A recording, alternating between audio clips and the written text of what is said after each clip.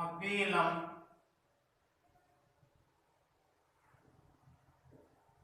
रूप समीकरण, समतल का अभिलंब रूप समीकरण। तीन लंबवत रेखाएं एक्स एक्स, वाई एक्स और जेड एक्स। इस समतल पे मैंने कोई एक सदिश लिया ए पी, इसकी दिशा ए से पी की ओर, ये मूल बिंदु अपने पास ओ, मैं मूल बिंदु ओ से ए पी पर एक लंब डालूंगा, ये अपने पास लंब है, इसलिए ये एंगल कितना हुआ 90 डिग्री। ये अभिलंब इकाई सदिश अगर एन कैप माने और ओ ए की जो दूरी है इसको मैं डी मान लेता हूं, ओ ए बराबर कितना हो जाएगा डी। ठीक है, तो ये अभिलंब सदिश एन कैप मान लेता हूं, कैसे एन कैप होगा तो ये बन जाएगा डी एन कैप, इसलिए ओ ए सदिश is equal to D N cap. पे बिंदु ओ को मैं पी से मिला रहा हूं और ये सदिश बन जाएगा ओ पी सदिश, और ओ पी सदिश का मैं आर सदिश लिख देता हूं, ओ पी सदिश को आर सदिश। ऐसे अगर मैं लिखूं ओ ए सदिश is equal to D N cap, D N cap इकाई सदिश अपने पास एन कैप, और ओ पी सदिश इज इक्वल टू आर सदिश। तो मैं त्रिभुज ओ ए पी में सदिश योग के त्रिभुज नियम से त्रिभुज ओ ए पी में सदिश योग का त्रिभुज नियम, सदिश योग का त्रिभुज नियम, और सदिश योग के त्रिभुज नियम से मैं लिख सकता हूं ओ ए सदिश प्लस ए पी सदिश is equal to O P सदिश, ओ ए सदिश is equal to D N K plus A P सदिश is equal to O P सदिश इज इक्वल टू आर सदिश। ए पी सदिश is equal to R सदिश minus D N K, ये ए P सदिश आने वाला है, आर सदिश माइनस डी एन के, ये ए पी सदिश की वैल्यू आ गई। अपन को पता है कि ओ ए सदिश और ए पी सदिश दोनों लंबवत है, ओ ए सदिश कॉमा ए पी सदिश दोनों लंबवत सदिश है, और लंबवत सदिश दोनों का डॉट मल्टीप्लाई किसके बराबर आएगा 0 के बराबर, तो ओ ए सदिश डॉट ए पी सदिश इज इक्वल टू कितना हो जाएगा 0, यानी ओ ए सदिश डॉट ए पी सदिश is equal to 0, O A सदिश बराबर डी एन के डॉट ए पी सदिश आर सदिश minus D N K is equal to में कितना हो जाएगा 0। डॉट मल्टीप्लाई करना है, डॉट मल्टीप्लाई करेंगे तो आंसर आएगा D N cap dot R vector minus ये बन जाएगा D square N cap dot N cap is equal to में कितना हो जाएगा 0। ऐसे डी कॉमन ले तो डी कॉमन लेगा तो ये बन जाएगा N vector dot R vector minus D और N dot N cap dot N cap is equal to कितना हो जाएगा 1 इज इक्वल टू में कितना हो जाएगा 0। इसमें अपन लिखिए या तो इसकी वैल्यू 0 या इसकी वैल्यू 0, तो T nought is equal to 0, T nought is equal to 0, क्योंकि टी जो है अपने पास ओ से ए के बीच की दूरी है, और ये दूरी हमेशा 0 नहीं होगी, तो T nought is equal to 0, और D nought is equal to 0 में लिख रहा हूं, तो अपने पास समीकरण आने वाला है एन कैप डॉट आर सदिश इज इक्वल टू डी। ठीक है, इसका आर सदिश dot N cap is equal to मैं क्या ले सकता हूं डी, और ये अपने पास अभिलंब इकाई सदिश होगा, अभिलंब सदिश अपने पास। ठीक है, तो इसको मैं लिख रहा हूं समतल का अभिलंब सदिश, अभिलंब सदिश, समतल का अभिलंब सदिश। यहां से अगर मैं लिखूं डी, डी जो है मूल बिंदु से लांबिक दूरी, मूल बिंदु से लांबिक दूरी, और एन के समतल का अभिलंब इकाई सदिश, ये जो सदिश है अपने पास, ये सदिश जो समतल का समीकरण है ये सदिश रूप में है। अब इसी को अगर कार्तीय रूप में चेंज करें, और कार्तीय रूप में चेंज करें, देखना ऐसे, मैं यहाँ से आर सदिश इज इक्वल टू ले सकता हूँ एक्स आई के प्लस वाई जे के प्लस एन के, और एन के अभिलंब इकाई सदिश है, तो N K is equal to L I K plus M जे के प्लस एन के, ठीक, वैल्यू रखो यहाँ से, तो एक्स आई के प्लस वाई जे के प्लस एन के, डॉट मल्टीप्लाई, और डॉट मल्टीप्लाई करेंगे एन के, L I K plus M जे के प्लस एन के इक्वल टू में कितना हो जाएगा डी, ठीक है, मल्टीप्लाई करते हैं ऐसे, तो बन जाएगा L X plus M Y plus N Z, L X plus M Y plus N Z equal to D. ये अपने पास जो समीकरण आएगा ये कार्तीय रूप में समीकरण, कौन सा रूप हो जाएगा, कार्तीय रूप समीकरण। अब यहां से अपन लिखे एल एम एन समतल के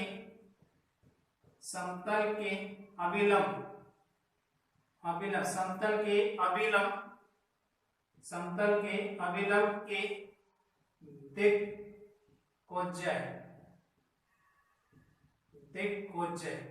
समतल के अभिलंब के दिक्कोज्जय, और डी वही मूल बिंदु से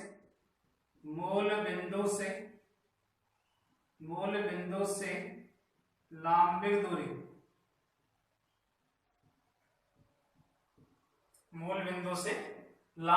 तो ये अपने पास आ गया कि एल समतल के अभिलंब की दिक्कोज्जय होगी और डी मूल बिंदु से लांबिक दूरी। तो आपको दो फॉर्मूले याद रखने, R vector dot N cap is equal to D, जो समतल सदिश रूप में होगा, L X plus M Y plus N Z is equal to D, ये अपने पास कार्तीय रूप में होगा, तो समतल का अभिलंब समीकरण ये अपने पास है।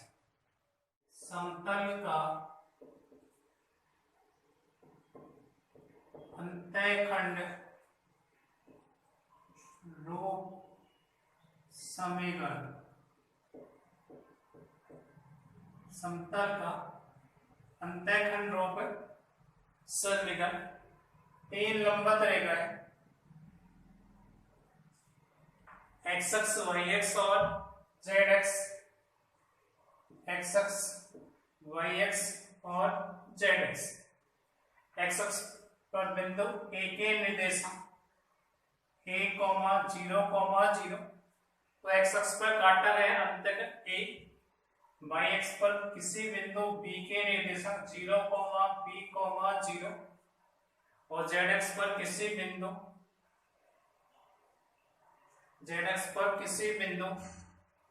c के निर्देशांक 0, 0, c। इन तीनों बिंदु a, b और c से गुजरने वाले समतल का समीकरण माना समतल का समीकरण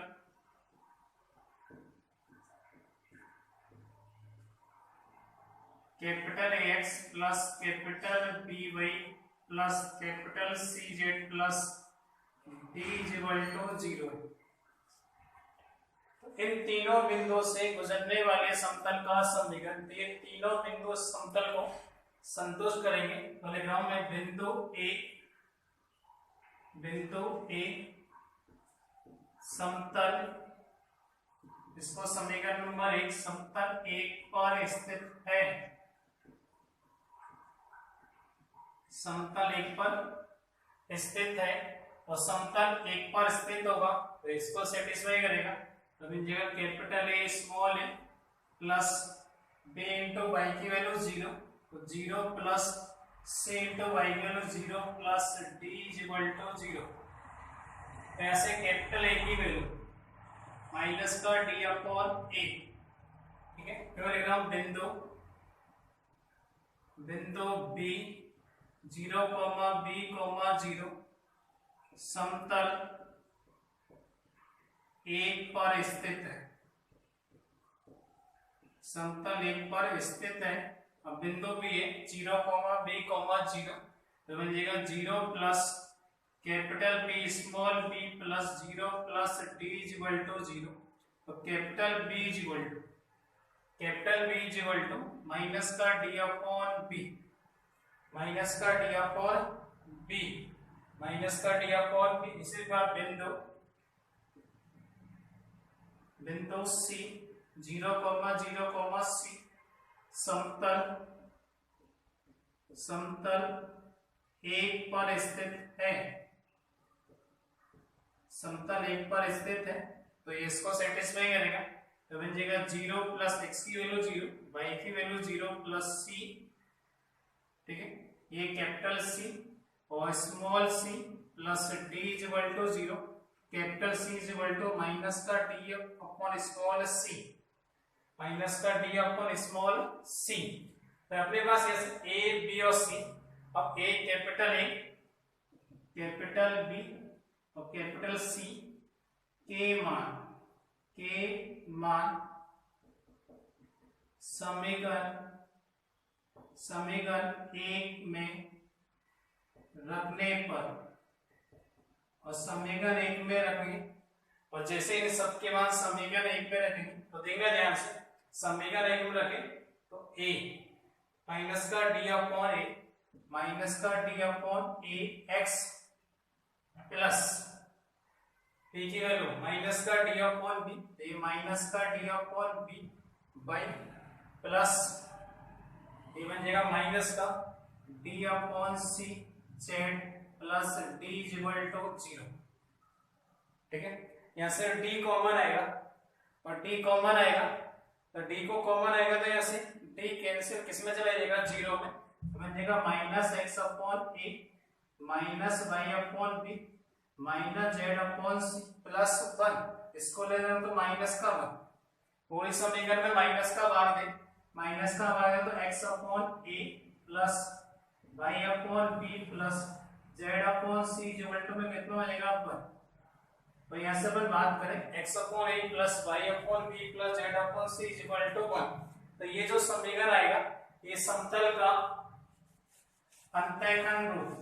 तो समतल का अंतःखंड रूप जो आएगा तो मैं लिख रहा हूं समतल का अंतःखंड रूप समीकरण, और अंतःखंड रूप समीकरण की अगर बात करें तो यहां से अपने पास x upon a plus y upon b plus z upon c बराबर में कितना हो जाएगा 1। x upon a plus y upon b plus z upon c equal to में कितना आएगा 1। यहाँ पर बात करें देखना a equal to a x अक्ष पर काटा गया, x अक्ष पर काटा गया अंतःखंड, x अक्ष पर काटा गया अंतःखंड b y अक्ष पर काटा गया अंतःखंड, और c ये z अक्ष पर काटा गया अंतःखंड। तो x अक्ष पर काटा गया जो अंतःखंड वो a है, y अक्ष पर काटा गया क्या स्मॉल b, और z अक्ष पर काटा गया स्मॉल c। इसका a b c x अक्ष y अक्ष और z अक्ष पर काटे गए अंतःखंड का समीकरण। तो समतल का अंतःखंड रूप जो होगा वो x upon a plus y upon b plus z upon c बराबर 1। ये मैं कह सकता हूं बिंदु a b c जो शीर्ष यानी x अक्ष y अक्ष और z अक्ष पर स्थित है से गुजरने वाले समतल का समीकरण x upon a plus y upon b plus z upon c equal to 1 होगा। समतल को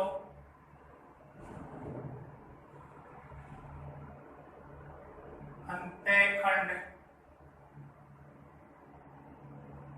रूप में बदलना।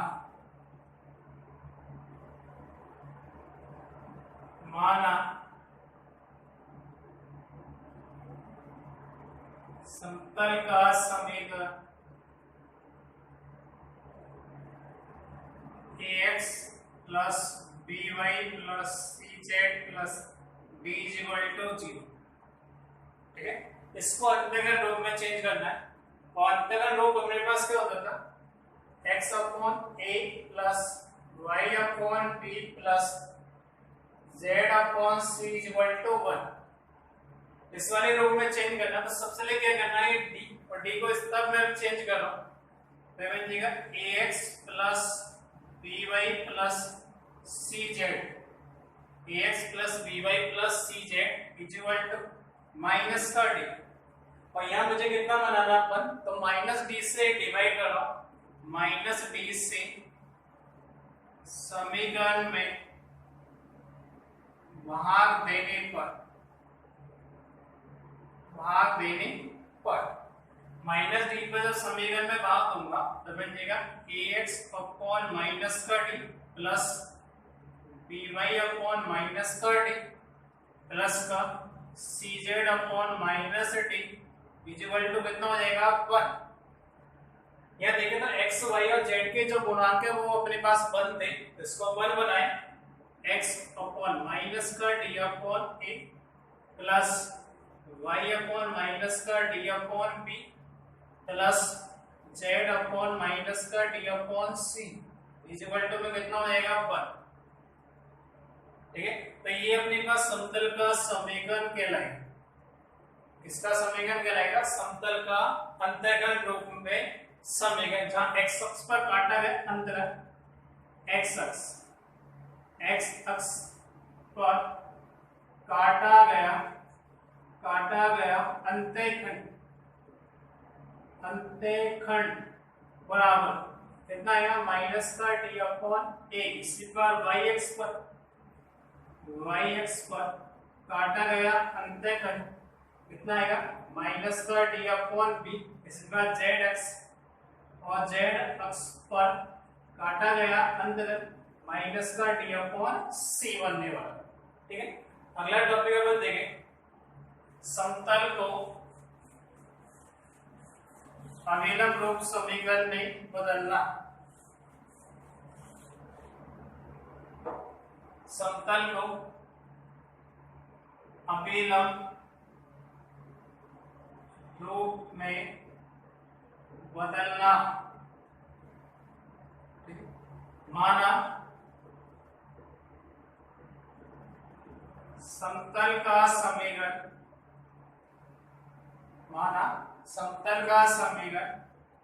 ax plus by plus cz plus d बराबर 0, ax plus by plus cz plus d बराबर 0।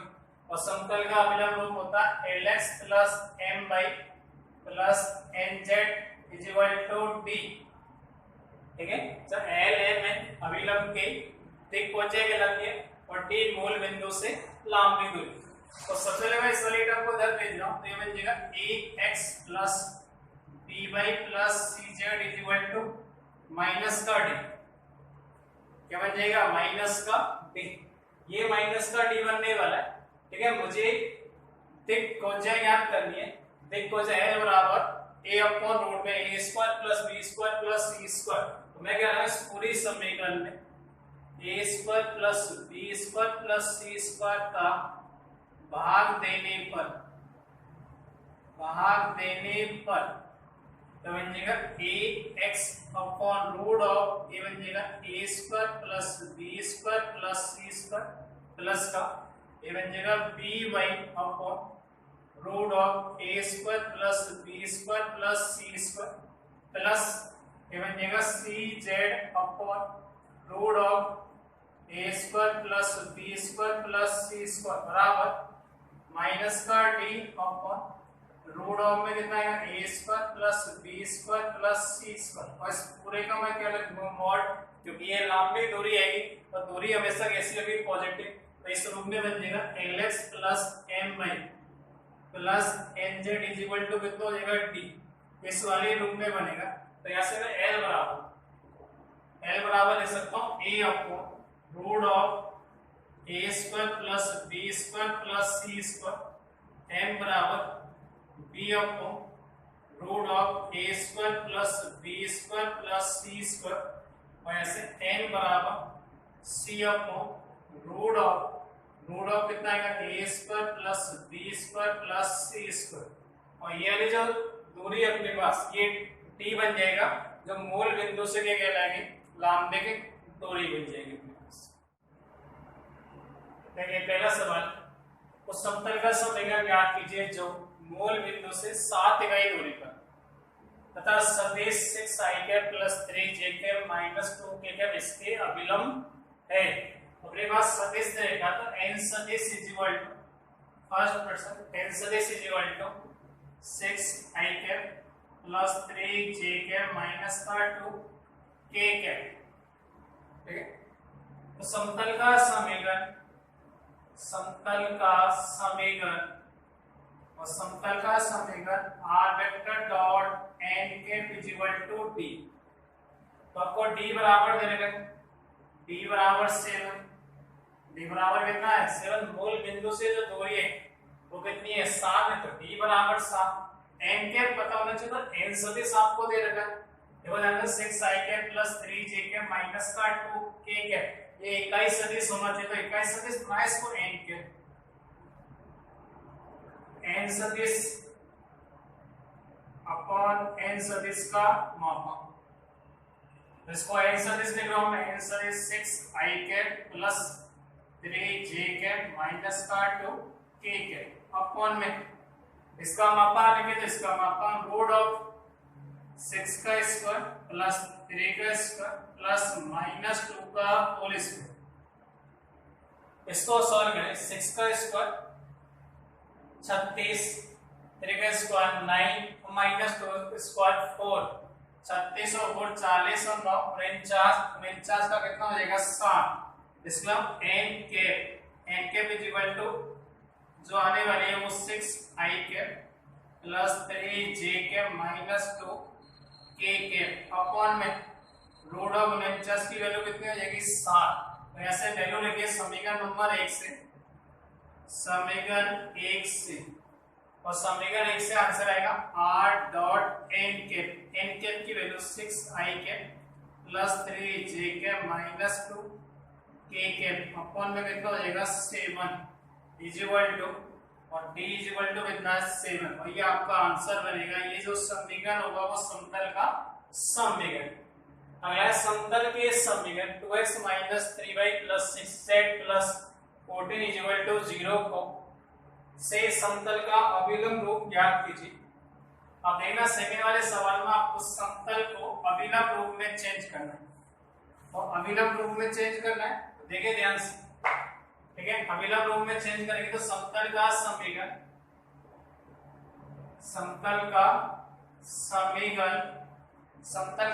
कितना है 2x minus 3y plus 6z plus 14 is equal to 0। सबसे डी वाले टर्म को उधर लेके जाएंगे तो 14 हो जाएगा minus 14, 2x minus 3y plus का 6z is equal to minus 14। उस बाद मैंने लिखा था रूट में a square plus b square plus c square का भाग देंगे तो रूट ऑफ a स्क्वायर 2 का स्क्वायर प्लस माइनस 3 का होल स्क्वायर प्लस 6 का स्क्वायर 4 प्लस 9 प्लस 6 रूट यानी root of 49 is equal to 7। तो 7 से भाग देने पर जब 7 से भाग देंगे 2/7x minus 3/7y plus 6/7z बराबर माइनस का 2। ठीक है, ये दूरी बनी है। दूरी हमेशा कैसे होती है? पॉजिटिव।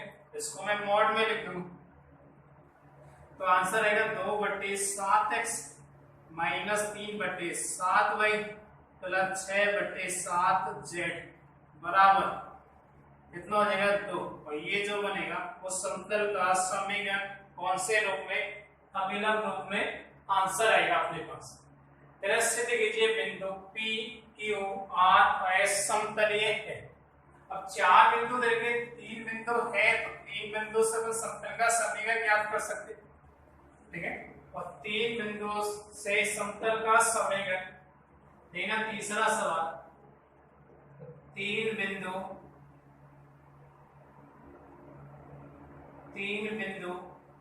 x1, y1, z1 और s2, y2, z2 और x3, y3, z3 से गुजरने वाले समतल का समीकरण।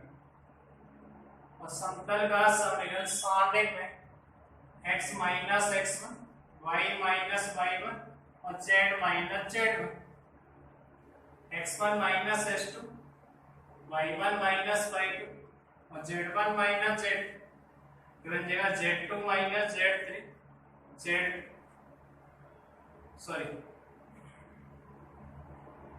s2 minus x3, y2 minus y3 और z2 माइनस z3 बराबर कितना हो जाएगा 0। तो मैं 3 बिंदु ले रहा हूँ P Q R, ऐसे लिख रहा हूँ P, Q, R से गुजरने वाले समतल का समीकरण। P Q R से गुजरने वाले समतल का समीकरण। और समतल का समीकरण जब लिखूंगा तो x माइनस x1 तो बिंदु अपने पास कितना आएगा 0, तो x minus 0, y minus y1 minus 1 plus 1 और z माइनस z1 तो z माइनस 0। अगला कितना आएगा x1 माइनस s2 तो 0 माइनस 2 माइनस का 2, y1 माइनस y2 माइनस 1 और ये माइनस 1 तो माइनस का 2 बन जाएगा। और z1 minus z2 0 minus 1 plus का 1 बनेगा। अगला अपने पास है s2 माइनस x3 तो 2 माइनस 1 कितना हो जाएगा 1, y2 माइनस y1 1 माइनस 1 कितना आएगा 0 बनेगा। अगला कितना आएगा z2 माइनस z3 तो माइनस 1 और माइनस 1 माइनस का 2, ठीक है। अब इसका विस्तार करो तो बराबर में कितना आएगा 0 आएगा तो इसका विस्तार करो, ठीक है। विस्तार करेंगे तो पहली पंक्ति और पहले इसका भी सॉरी x ये तो बनेगा x, पहली पंक्ति पहला स्तंभ हटा दो माइनस 2 इंटू माइनस 2 प्लस के 4 माइनस 0 ये तो 4 माइनस 0 माइनस का y प्लस 1। अब ये मल्टीप्लाई तो पहली पंक्ति दूसरा स्तंभ हटा दो minus 2 into minus 2 4, 1 into 1 4 minus 1 plus z, पहली पंक्ति तीसरा स्तंभ ये 0 माइनस का 2 माइनस पहले तो प्लस का 2 बराबर में कितना हो जाएगा 0। तो समीकरण बनेगा अपने पास 4x ये कितना हो जाएगा 3 तो माइनस 3y माइनस का 3 प्लस का 2z बराबर में कितना हो जाएगा 0। तो समतल है, तीनों बिंदुओं से गुजरने वाले जो समतल का समीकरण बनने वाला है 4x माइनस 3y प्लस का 2z माइनस 3 बराबर 0। इसको समीकरण नंबर में 1 लिख, ठीक है। ये समतल। अगर तीसरा बिंदु यानी अगला जो बिंदु चौथा इस समतल को बताइए संतुष्ट करेगा तो मैं लिख रहा हूं ऐसे S3, 3, 0 समतल पर स्थित है, समतल पर स्थित है तो ये सेटिस्फाई करना चाहिए। ऐसे वैल्यू रख दो 4 इंटू 3 12 माइनस 3 इंटू 3 9 प्लस का ये 0 बन जाएगा माइनस 3 बराबर 0, मतलब 0 बराबर 0। अतः पहले सतम चारों बिंदु अतः चारों बिंदु समतलीय है। यही आपको सिद्ध करना है कि चारों जो बिंदु वो कैसे होने चाहिए, समतलीय होने चाहिए।